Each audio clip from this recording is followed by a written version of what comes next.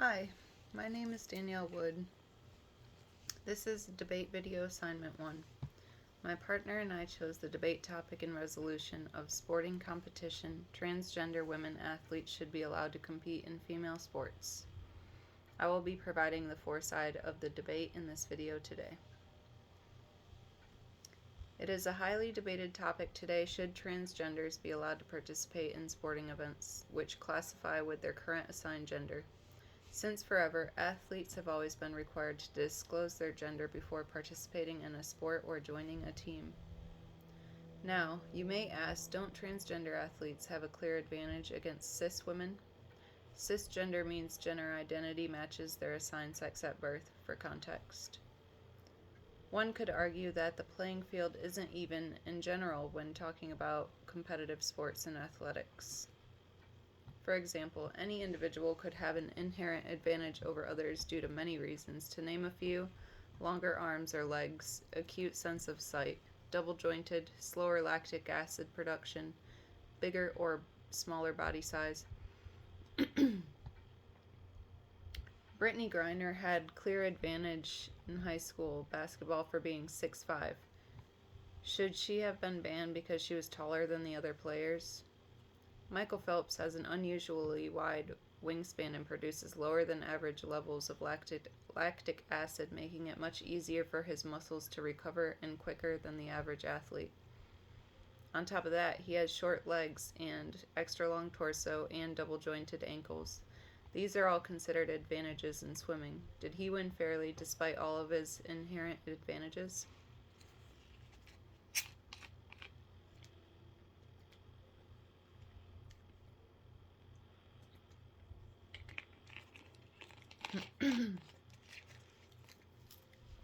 Biologically speaking, transgender women are not just men wearing dresses. Most sports have guidelines for transgender athletes at the highest levels. For adults, they must have undergone a minimum of 2 years of hormone therapy before they are able to become eligible to compete. Hormone therapy for trans women includes estrogen and anti-androgens, which significantly lower natural testosterone levels. Is testosterone still an advantage for trans women eligible to compete in sports? In March, Idaho became the first state to bar transgender girls and women from participating in women's sports. The law required athletes to participate in sports based upon their sex assigned at birth. The ban was challenged by a transgender athlete in federal court, claiming it violated equal protection guaranteed by the 14th Amendment to the Constitution. For context, the 14th Amendment to the Constitution grants citizenship and equal civil and legal rights to anyone born or naturalized in the United States. It further prohibits the states from depriving any person of life, liberty, or property without the due process of law, and from denying anyone equal protection under the law. Not only is banning transgenders from participating in sports an equal opportunity issue, but it is also depriving transgenders of their 14th Amendment right as Americans.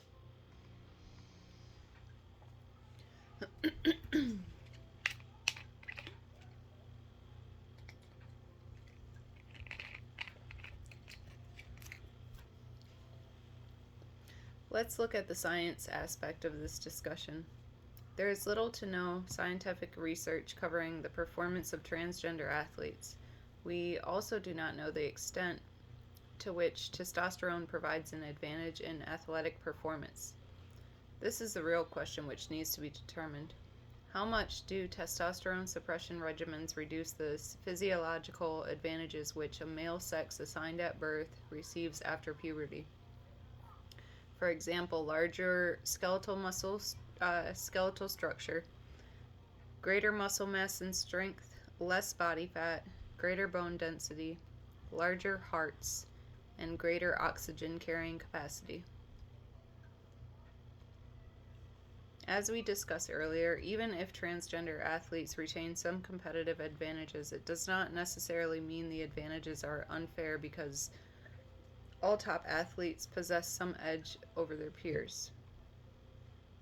Additionally, there has been no large-scale dominance of transgender athletes in women's sports to date, although we could be heading down that road sooner than later. For example, in recent years, transgender athletes have become more widely embraced and successful in high school and college track to international weightlifting. The Tokyo Olympics, which was postponed in 2021 due to the COVID pandemic, could feature transgender women such as BMX freestyle rider Chelsea Wolfe of the United States, volleyball player from Brazil Tiffany Abreu, and the New Zealand weightlifter Laurel Hubbard. In August of 2019, June Eastwood from the University of Montana became the first known transgender woman to compete in a NCAA Division I women's cross-country race. Before transitioning, she had been a top runner for the Montana's men's cross-country and track teams. However, in women's cross-country, she finished 60th at a regional meet and did not qualify for the national championship. Let the facts speak for themselves.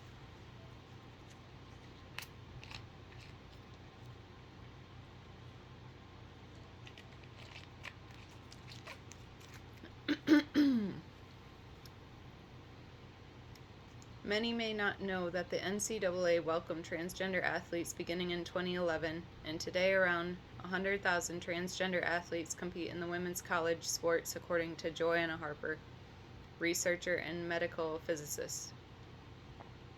Harper details that where there are no professional contracts, money, or Olympic glory, we should be very inclusive about that. Harper published the first study on the effect of hormone therapy, testosterone suppression, and estrogen on the performance of athletes. The findings were that a non-elite group of 8 transgender distance runners were no more competitive as women than as men. The findings suggested that a performance average was not always maintained over cisgender women, as transgender women faced a reduction in speed, strength, endurance, and oxygen carrying capacity. So, do you still think that transgender women shouldn't be able to compete in women's sports?